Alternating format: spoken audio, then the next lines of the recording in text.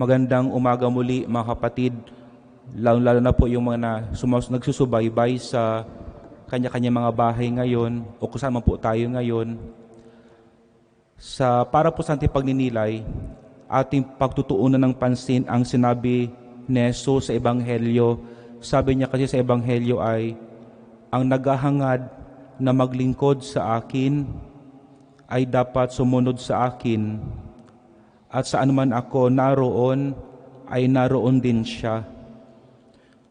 Para po sa akin, there are two big ideas the Lord would like to communicate and highlight in this praise. Yung first idea is the importance of following Jesus. After all talaga, that what makes us Christian. Ang Greek word po pala ng Christian ay Christianos, meaning follower of Christ. So that's how we have to identify ourselves. We are follower of Jesus. Pangalawa, the key point Jesus would like to tell us na dapat daw ang mga sumusunod sa Kanya must be inseparable with Him.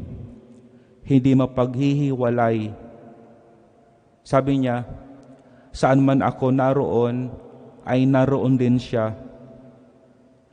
To further explain yung point po ni Jesus, allow me to tell you about a classical book. Yung libro pong ito is a classical Christian guide for the past 500 centuries. Para sa akin, there are three big books a Christian has to at least hold. Una, the Bible. Pangalawa, yung Catechism of the Catholic Church. At pangatlo, itong libro. The title is The Imitation of Christ, written by Thomas A. Kempis.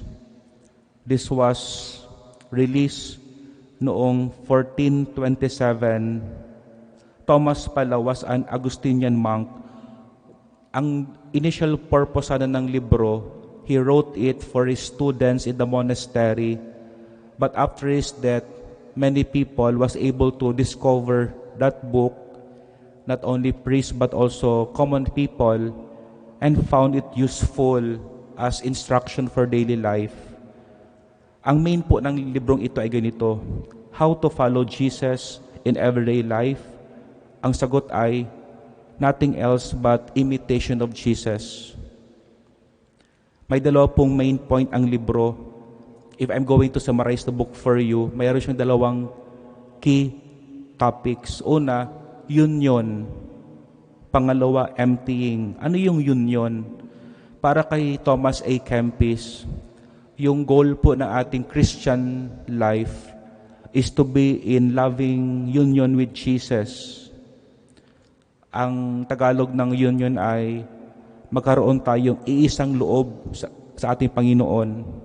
At para kay Thomas, the goal of this union is the Spirit of the Lord may fill ourselves with His love, truth, and Spirit. Kasi if you notice, we have nothing to offer to Jesus. But in this union, it is our Lord who has something to offer to us. His love, truth, and Spirit. Kasi po when Jesus' Spirit is with us, sabi doon sa libro, little by little, we will think more like Jesus. We will feel more like Jesus. We will talk like more like Jesus, and to love more like Jesus. That's the main point in the book. Kaya nga di ba parang mag-aasawa, I notice, habang tumatagal ang panahon, especially if yung mag-aasawa truly love and serve one another, minsan nalata ako, naging magkamukha na sila, at pangalawa, naging magkaugali. So that's just a way to demonstrate and illustrate to you what I meant. The second key point po pala sa libro, yung salitang emptying. Para mas ma-illustrate ang emptying, para ng bata ako. Nang bata ako sa tindahan, ang madaling maubos sa tindahan, dalawa, yung dilimon at saka itbulaga. Especially yung dilimon kasi that time, 5 pieces to 1 peso.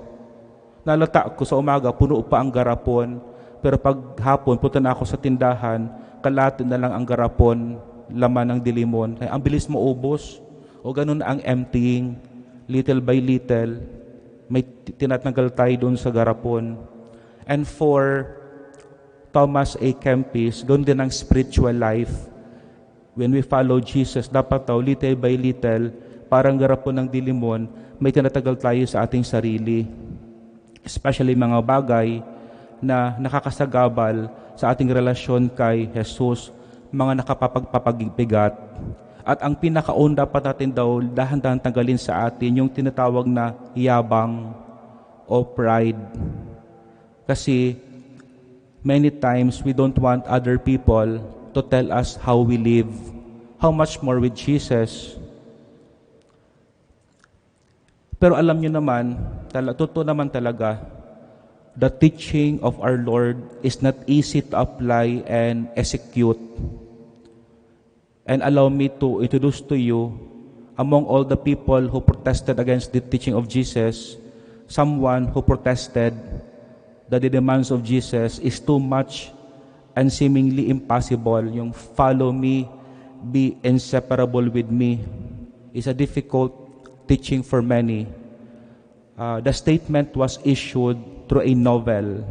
Ang title po ng librong ito, yung The Brothers Karamazov. Again, I repeat, Brothers Karamazov, written by Russian novelist Fyodor Dostoevsky in 1880. Ito pong balang novel na ito is considered one of the greatest pieces of literature ever written. This book was well read and loved, like by Albert Einstein, by Sigmund Freud, and down through the centuries, even the president of Russia, he was boasting that he read this book over and over again.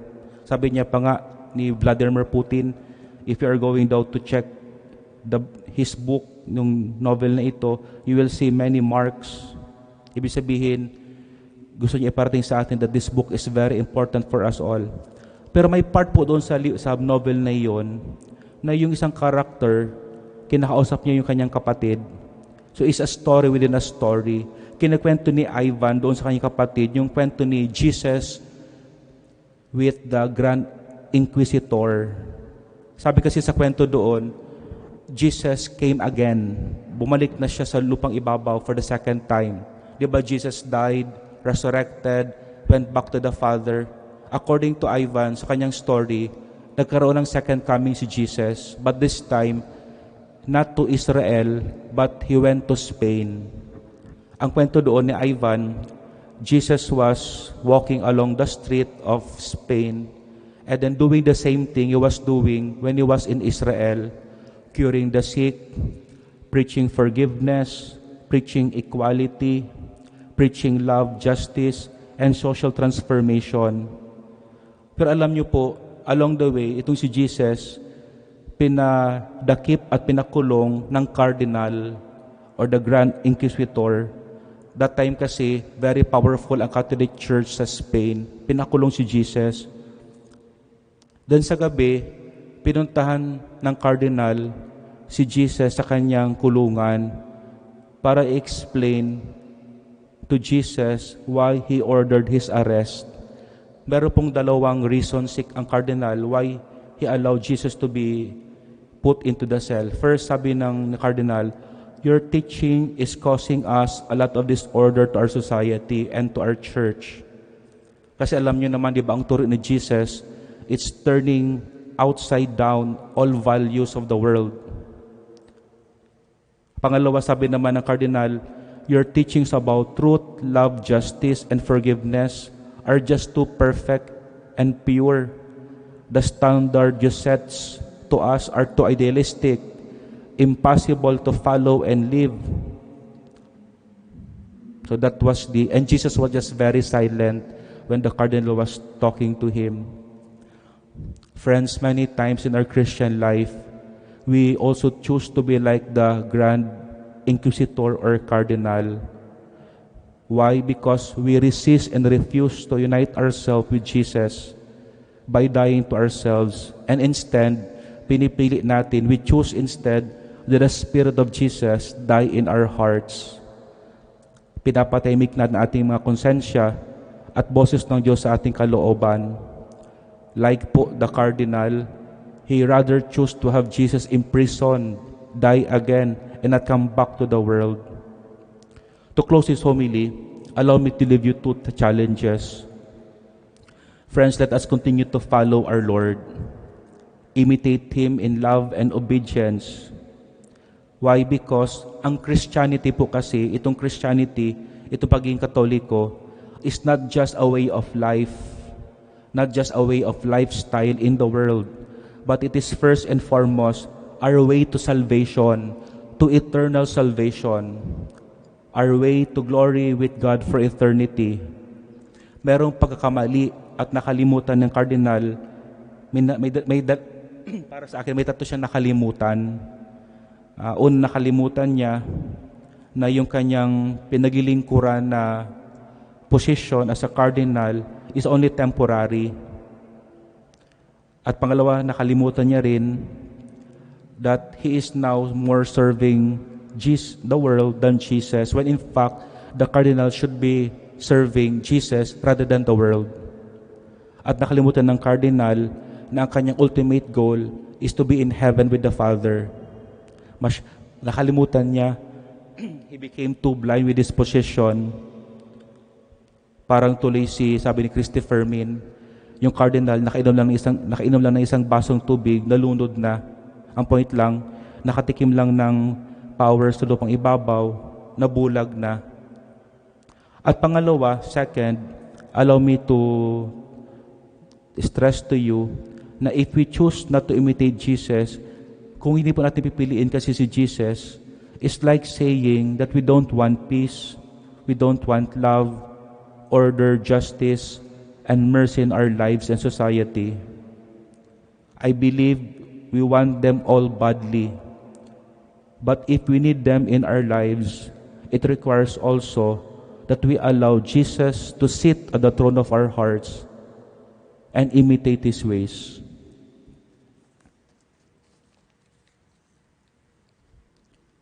Let us rise.